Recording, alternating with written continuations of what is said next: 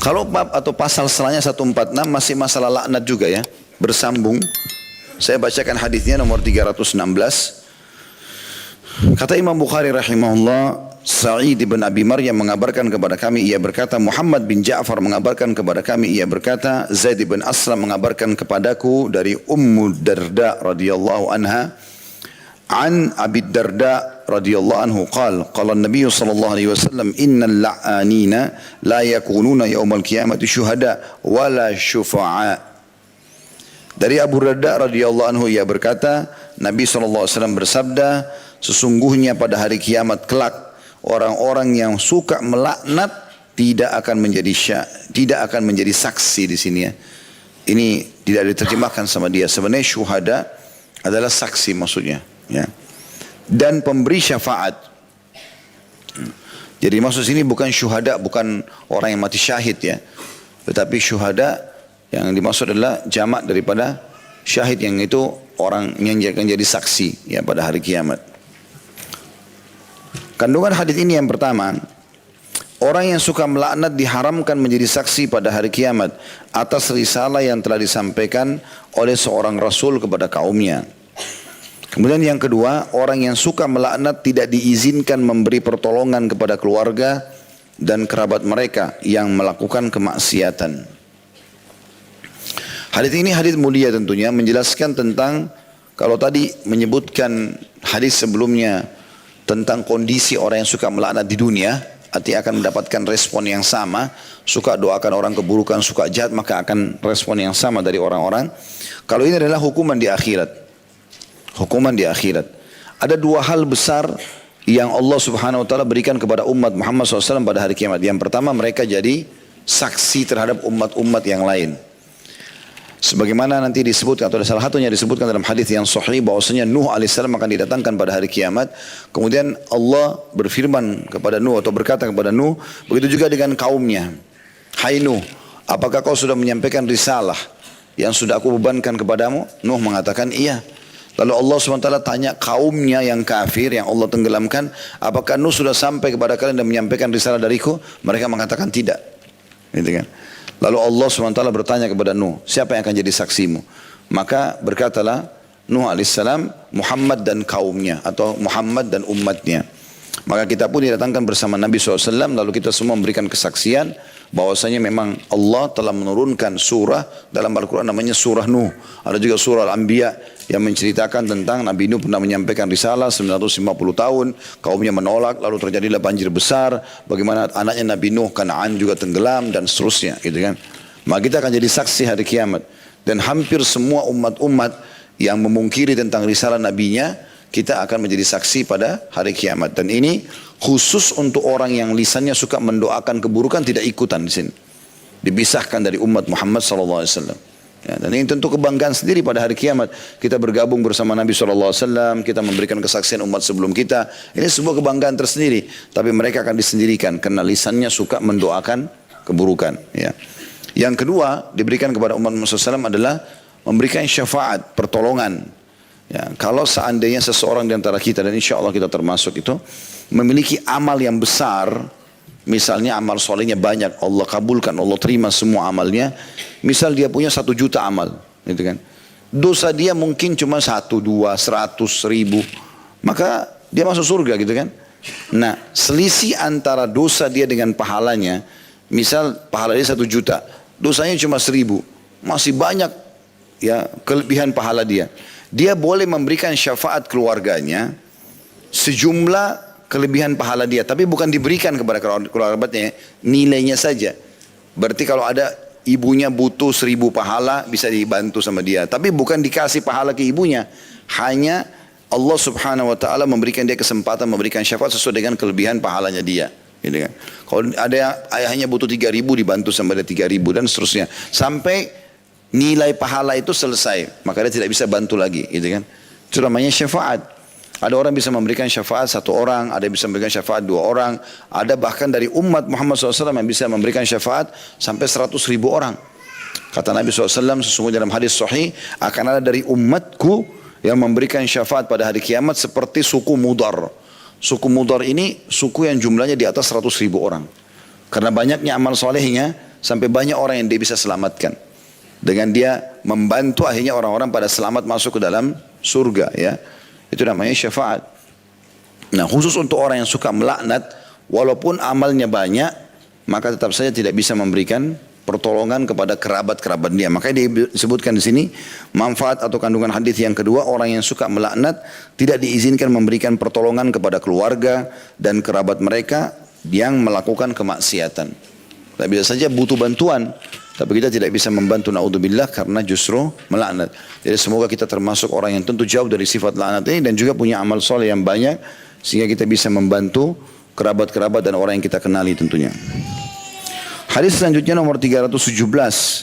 Imam Bukhari berkata rahimahullah, Abdul Aziz bin Abdullah mengabarkan kepada kami, ia berkata, Sulaiman bin Bilal mengabarkan kepada kami dari Al-Ala, dari ayahnya, an Abi Hurairah radhiyallahu anhu qala qala an-nabiy sallallahu alaihi wasallam la yanbaghi lis-siddiqi ay yakuna la'ana.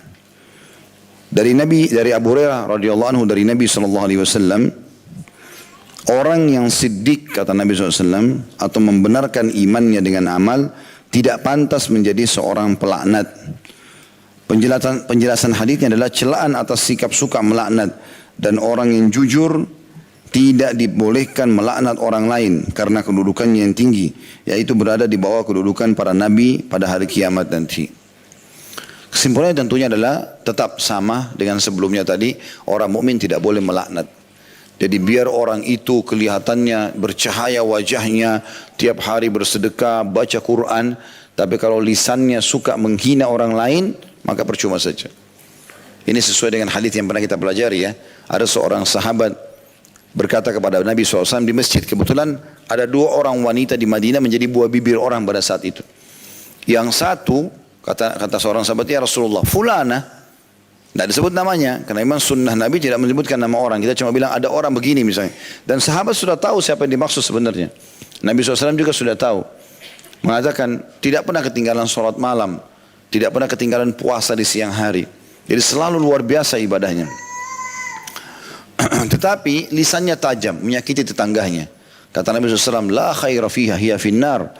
Nggak ada kebaikannya wanita itu, pasti masuk neraka. Padahal selalu sholat malam, selalu puasa. Karena buruknya lisannya suka mencaci maki orang, melaknat di sini, maka akhirnya masuk neraka. Lalu kata sahabat tersebut, ya Rasulullah, ada fulanah juga, ada wanita lain di Madinah. Sesungguhnya tidak terkenal dengan ibadahnya. Dia sholatnya iya, tapi tidak seperti yang pertama. Ya, puasanya juga iya, tapi tidak seperti yang pertama. Cuma orangnya tidak pernah nyakiti orang dengan lisan yang lain. Tidak pernah nyakiti orang dengan lisannya. Kata Nabi SAW, kebaikan ada padanya dan dia masuk surga. Dan dia masuk surga. Jadi pentingnya di sini sebagaimana kita bilang tadi sebelumnya, menggabungkan antara amal-amal ibadah yang kita kerjakan dari sholat, dari puasa, dari sedekah, dari haji, dengan juga menjaga akhlak kita. Dan tolak ukur akhlak bisa dilihat dari lisannya seseorang. Kalau lisannya suka mengucapkan kalimat-kalimat buruk, menjatuhkan orang lain, gosipin orang lain, berarti percuma saja. Karena akan ada dosa-dosa yang berat yang dia dapatkan, yang nanti bisa berimbang dengan amal solehnya. Tapi yang benar adalah orang mukmin mereka selalu jauh daripada sifat-sifat seperti ini, laknat dan seterusnya. Ya, sudah kita jelaskan panjang lebar dari awal materi tadi. Kemudian di sini Nabi SAW menyebutkan tentang masalah siddiq. Siapa siddiq itu? Ya, di antara sahabat Abu Bakar mendapatkan julukan siddiq. Di situ dalam kurung dijelaskan maknanya membenarkan imannya dengan amal. Artinya sudah beriman dengan keenam rukun iman, lalu dia sibukkan mengisi sisa umurnya dengan amalnya, kelima rukun Islam dan yang wajib dan juga diikuti dengan sunnah-sunnahnya. Dan itu semua dilakukan dengan kepercayaan dan keyakinan. Itu namanya siddiq. Makanya Abdullah bin Mas'ud berkata radhiyallahu anhu, kami tidak ada bedanya sama Abu Bakar dari sisi solat. Karena Abu Bakar solat kami solat, dari sisi puasa Abu Bakar puasa kami puasa, sedekah juga kami sedekah, haji, jihad semua kami kerjakan. Tapi kami tidak bisa menyamai Abu Bakar di keyakinannya. Pokoknya apa yang Allah dan Rasulnya ucapkan benar. Apa yang dilarang salah, udah pasti, maksudnya tidak baik untuk dilakukan, maka beliau tinggalkan. Tidak ada keraguan dalam masalah itu. Makanya pada saat mati atau meninggalnya Nabi SAW, muncul kelompok orang-orang yang menolak zakat. Waktu itu Abu Bakar jadi khalifah, gitu kan. Kemudian Abu Bakar langsung membentuk pasukan akan menyerang, ya, menyerang orang-orang menolak zakat ini. Mereka tidak mau lagi bayar. Jadi mereka mau hapus rukun Islam tidak lagi zakat. Jadi tinggal 4 rukun Islam. Maka Abu Bakar bentuk pasukan. Umar yang tadinya tegas, tiba-tiba Umar datang kepada Abu Bakar mengatakan, ya Abu Bakar, kenapa kita tidak dakwai dulu? Gitu kan. Kenapa harus langsung diperangi gitu? Maka kata Abu Bakar, saya akan perangi. Gitu kan. Kata Umar, sekali lagi, kenapa kita tidak coba dakwahi dulu? Gitu kan. Maka Abu Bakar punya pemahaman yang berbeda rupanya. Ya, Abu Bakar tidak ingin membuka pintu-pintu orang menganggap remeh tentang masalah ini, kecuali yang sifatnya sunnah. Tapi ini zakat wajib, bukan main-main. Selalu Allah bilang wa aqimus shalah wa atu zakat. Selalu partner nih. Dirikan salat, tunaikan zakat. Ini selalu partner. Dan Allah susun juga setelah syahadat, salat langsung zakat. Ini enggak boleh main-main soal ini. Maka kata Abu Bakar, saya akan memerangi yang membedakan antara salat sama zakat. Lalu kemudian Abu Bakar memegang bajunya Umar. Abu Bakar yang terkenal orangnya lembut gitu. Umar orangnya tinggi besar, tegas. Tapi pada saat itu Abu Bakar pegang bajunya dengan keras lalu menggoncang sambil mengatakan, apakah kau menjadi tokoh masyarakat dan pemberani di masa jahiliyah dan menjadi orang yang lembek setelah Islam? Gitu kan. Maka akhirnya Umar pun mengatakan, saya baru mendapat karunia ilmu dari sikapnya Abu Bakar. Dan betul, dengan membentuk pasukan itu, akhirnya banyak hikmah yang terjadi. Yang pertama, orang-orang yang menolak zakat ini berhenti kelompok ini dan selamanya tidak muncul, gitu kan? Sampai zaman kita, alhamdulillah dan mudah-mudahan sampai hari kiamat tidak ada. Dan ini adalah perjuangan Abu Bakar. Karena pada saat itu kalau cuma didakwahi, muncul lagi kelompok sana didakwahi lagi, sana didakwahi lagi. Ini sampai kapan ini? Tapi dengan diperangi seperti ini, langsung berhenti. Karena sudah dianggap keputusan tegas. Ini nggak boleh main-main, gitu kan? Sehingga hilanglah kelompok penolak zakat. Yang pertama. Yang kedua rupanya setelah meninggal Nabi SAW banyak kelompok-kelompok ingin membuktikan kuat gak Madinah ini setelah Nabi SAW tidak ada. Maka mereka menyusun pasukan-pasukan. Tapi banyak umat Islam tidak tahu itu. Hikmah daripada perbuatan Abu Bakar membentuk pasukan. Dan pada saat itu tidak tinggal di Madinah kecuali Abu Bakar sama beberapa sahabat-sahabat yang mendampingi beliau. Dan wanita juga, anak kecil juga orang tua. Semua laki-laki kuat keluar pergi berjihad. Jadi Madinah kosong waktu itu. Tapi orang-orang di luar Madinah jadi berpikir, nggak mungkin Madinah mengeluarkan pasukan sementara dalam Madinah tidak ada pasukan nih. Pasti di Madinah lebih kuat untuk mempertahankan Madinah. Jadi mereka tidak jadi serang Madinah secara politis begitu. Itu hikmah Allah SWT terjadi dan luar biasa gitu. Nah Abu Bakar ini sangat terkenal dengan sidq, kebenarannya dalam mengambil keputusan, dalam apa yang disampaikan Allah dan Rasulnya tidak mungkin salah. Pasti benar dan diyakini dengan luar biasa. Pada saat orang goyah dengan kasus Isra dan Mi'raj, dia datang tampil dengan menunjukkan bahwasanya itu adalah benar terjadi, gitu kan? Dan segala macam hal. Nah, Nabi SAW mengatakan, karena di surga itu ada tingkatan-tingkatan kan? Selalu kita bilang minan nabiyyin, was-siddiqin, was-syuhada, was-salihin. Ada 4 golongan penghuni surga tertinggi kan? Para nabi-nabi, kemudian orang-orang siddiq, kemudian syuhada, orang mati syahid dan juga orang yang saleh, gitu kan. Ini teman-teman tingkatan, makanya dikatakan dalam manfaat hadis di sini penjelasannya, siddiq ini derajat langsung di bawah para nabi-nabi. Kapan orang itu jujur, benar dengan keimanannya, kemudian dia mengaplikasikan dalam kegiatan sehari-hari, dia tampil sebagai seorang muslim dan muslimah dengan yakin ini kebenaran, apapun rintangannya dia lalui dan dia menerapkan dalam hidupnya, maka orang ini dikatakan siddiq. Ini tingkat tertinggi di antara orang beriman dan pas di bawah para nabi-nabi. Baru datang orang mati syahid, baru datang orang-orang soleh secara umum, gitu kan. Nah, kata Nabi SAW, orang kalau mau sampai ke derajat siddiq, nggak boleh la'an, nggak boleh suka melaknat. Makanya beliau mengatakan dalam hadis ini, la yanbaghi lis-siddiq. Tidak bisa orang yang dikatakan julukan siddiq itu level tinggi atau tinggi dalam keimanan di sini, ayyakuna la'ana. Kalau dia suka melaknat, ya, cirinya begitu. Walaupun tadi saya bilang performanya kelihatannya orangnya saleh atau saleha, tapi kalau lisannya suka menjatuhkan orang lain, suka mencaci maki, suka mencela, berarti tidak bisa dikatakan orang ini sudah sampai pada tingkat siddiq atau iman yang tinggi. Tapi kalau dia bisa mempertemukan antara amal salehnya dengan menjaga lisannya, maka ini tentu orang-orang itu bisa dikatakan levelnya siddiq. Termasuk di sini bisa dijadikan tolak ukur kapan dia menghadapi masalah genting pun, dia dihina, dia difitnah, dia segala macam, tetap dia tenang, dia enggak balas kebodohan dengan kebodohan, maka ini level siddiq yang luar biasa. Ya, dan ini tentu orang yang sangat tinggi derajatnya di sisi Allah Subhanahu wa taala. Hadis terakhir dalam pasal atau bab ke-146 ini yaitu hadis nomor 318. Kata Imam Bukhari rahimahullah, Muhammad bin Yusuf mengabarkan kepada kami, ia berkata Sufyan mengabarkan kepada kami dari Al-A'mash, dari Abu Zabyan, an Hudzaifah radhiyallahu anhu qala ma tala'ana qaumu qattun illa huqqa alaihimul la'nah. Dari Hudzaifah radhiyallahu anhu ia berkata, tidaklah satu kaum saling melaknat melainkan mereka berhak mendapatkan laknat tersebut. Penjelasan hadis, saling melaknat atau mendoakan keburukan antara satu kaum dengan kaum yang lain dapat menjadi sebab terjatuhnya mereka ke dalam laknat tersebut, yaitu dijauhkan dari rahmat Allah subhanahu wa ta'ala. Oleh karena itu teman-teman, justru dinilai keimanan seseorang itu kalau dia dilaknat, dia dicaci maki, dia dihina segala macam, dia enggak balas itu dengan sikap yang sama. Karena kalau kita mau jadi orang yang biasa saja gampang. Orang menghina kita, kita hina juga. Orang mencela, kita cela. Orang fitnah, kita fitnah. Orang pukul, kita pukul. Itu biasa. Tapi kita disuruh menjadi orang yang luar biasa. Kalau orang itu berbuat kebodohan, maka kita jangan ikut-ikutan. Sebagian salafus salih, ya, kalau ketemu sama orang yang dianggap bodoh, gitu kan, mereka mencaci maki, mereka segala macam, mereka diam, tidak ditanggapi. Karena dia pikir orang ini bodoh, ini belum faham. Caci maki dibiarin aja, sampai selesai baru dia pergi. Sebagian mereka pada saat pergi, itu berkata begini, sayang ya, jadi kalau sudah berpisah sama orang yang tadi buruk akhlaknya, sayang ya, kita sudah berpisah, tapi orang itu belum sempat kita perbaiki akhlaknya.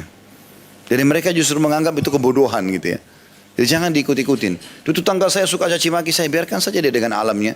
Kita datang nasihatin, kalau dia tidak mau dengar ya sudah, kita jangan ikut-ikutan. Allah punya cara. Allah SWT membela orang-orang beriman. Inna Allah yudhafi al-ladina amanu. Dalam Al-Quran dikatakan, Allah pasti akan membela orang-orang beriman. Allah punya cara memberikan jawaban-jawaban. Kadang-kadang di lisan orang-orang itu sendiri mereka mengucapkan. Jadi ada orang misalnya membenci kita nih, kemudian mereka berkelompok. Nanti mereka Allah mudahkan dari lisan mereka sendiri. Kayaknya kita yang salah nih, kayaknya kita begini dan begitu. Jadi seperti itu.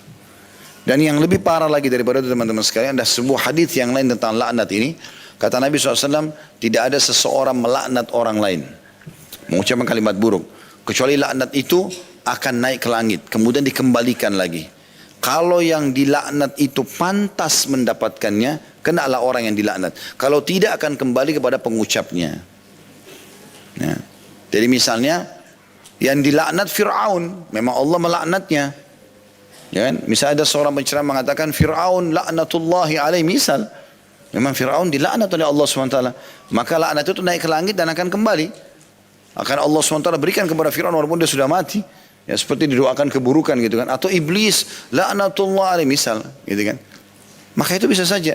Tapi kalau hanya tetangganya, suaminya, istrinya gitu kan, ini tidak baik, jangan diucapkan.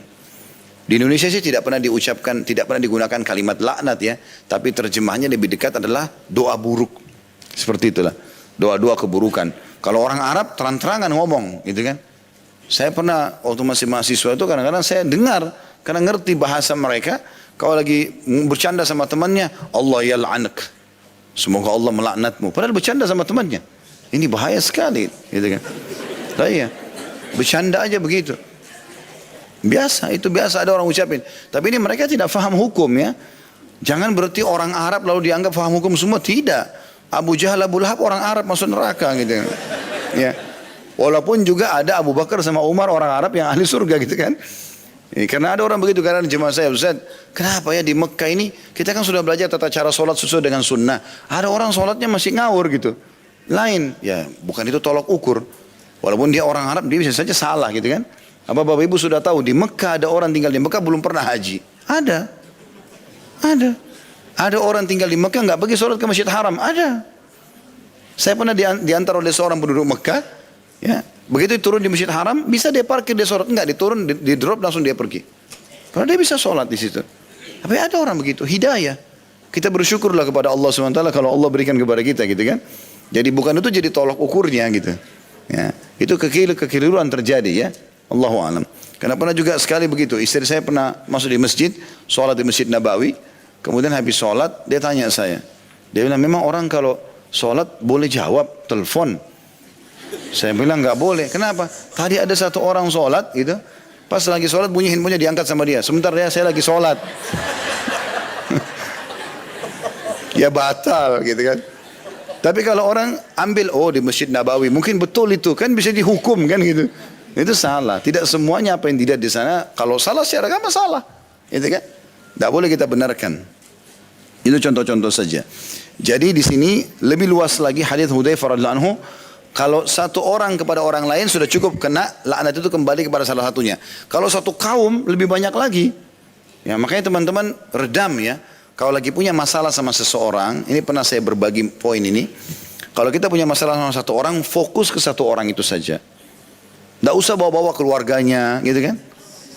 Kan begitu pernah saya bilang ya, masih ingat. Jadi dia ribut sama istrinya. Misalnya dia bilang, kenapa kok kamu nggak belajar gini misal. Tapi ada orang nggak, memang orang tuamu nggak didik kamu. Orang tuanya 2 orang loh, ibu sama ayahnya. Berarti sekarang dia punya musuh 3. Ya. Memang keluargamu itu. Kalau keluarganya 300 orang, memang kau dari negara yang begini dan begitu. Misalnya ada orang dari luar Indonesia nikah sama orang Indonesia, dia marah sama istrinya misalnya, dia bilang memang orang Indonesia itu 200 juta lebih dia harus minta maaf. Jangan main-main itu. Satu orang saja fokus, tidak usah bawa sukunya, keluarganya, negaranya, nggak usah. Karena bahaya. Itu kan seperti mengucapkan masuk dalam bisa makna laknat. Mendoakan keburukan, menyalah-nyalakan orang, caci maki kan bahaya. Jadi nggak usah. Satu orang itu pun hikmah dalam syariat kita adalah fokus kepada kesalahan yang satu. Misal pasangan kita buat satu kesalahan, ya itu aja yang diperbaiki. Nggak usah semua diobok-obok gitu. Ya. Semua yang jadi salah, kayak tidak ada kebaikannya. Makanya kata Nabi SAW, tidak layak bagi seorang laki-laki mukmin membenci istrinya yang mukminah. Kalau dia mendapatkan satu kekurangan, dia bisa dapat kelebihan di sifat yang lain. Karena manusia tidak semuanya sempurna gitu kan. Justru yang kurang itu kita bantu dia supaya keluar dari kekurangan tersebut. Itu contoh saja. Maka hati-hati, karena di sini dikatakan tidak ada ya penjelasan hadis ya. Maaf, dalam hadisnya Hudzaifah berkata radhiyallahu anhu, tidaklah satu kaum saling melaknat, makin banyak orang, melainkan mereka berhak mendapatkan laknat tersebut. Malah kembali kepada mereka semua. Jadi jangan karena hanya mau memberikan dukungan kepada orang yang kita cintai, lalu kemudian kita tidak mau tahu dia salah atau dia benar, ikut-ikutan mencaci maki, gitu kan? Ini hati-hati mencaci maki pasangan teman kita yang kebetulan dia lagi curhat tentang pasangannya, atau tentang pekerjaannya, atau tentang kantornya. Kita tidak tahu apa-apa, hanya karena kepedulian terhadap teman atau siapa yang sedang kita hadapi sekarang bicara, lalu kita ikut-ikutan melaknat atau mencaci maki. Ini berbahaya sekali. Ada orang begitu, panen dosa tanpa dia lakukan. Untuk apa? Hanya menunjukkan kepedulian sama orang, jangan ikut-ikutan. Bukan urusan kita, tutup kuping, pergi saja, nggak usah ikutin. Ya, kecuali memang betul-betul kita ahlinya, kita harus memecahkan, membantunya itu boleh. Kalau enggak usah. Ya, Allahu a'lam.